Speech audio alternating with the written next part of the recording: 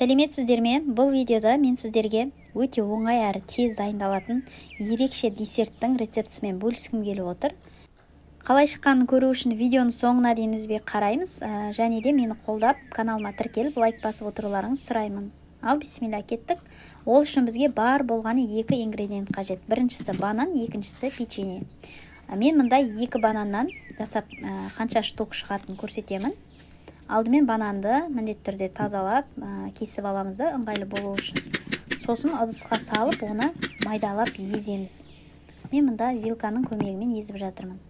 Одан кейін менде шоколадный печеньелер. Осы печеньелерді пакетке салып, оқтау арқылы езетін боламын. Әлбетте, блендеріңіз болса, блендер арқылы езсеңіз де болады. Мінекей, өте әдемі езілді.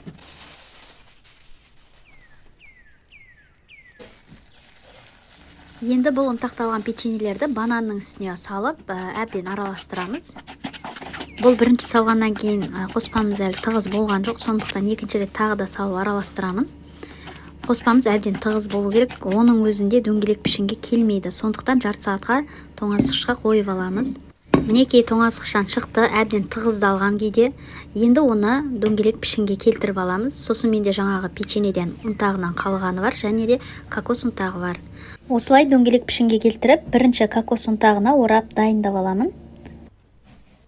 Мінекей осылай дөңгелек десерттеріміз дайын.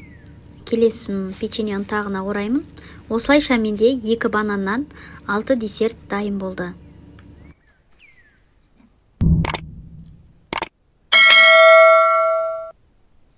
Ал мінекей достар, осылай әдемі түріде, әдемі дәміде, әдемі десертіміз дайын. Сіздерге де жасап көруге кеңес беремін. Маған өзіме өте қатты ұнайды. Сізге де ұнайды деген ойдамын. Назарларыңызға көп-көп рахмет. Сау, саламат болыңыздар.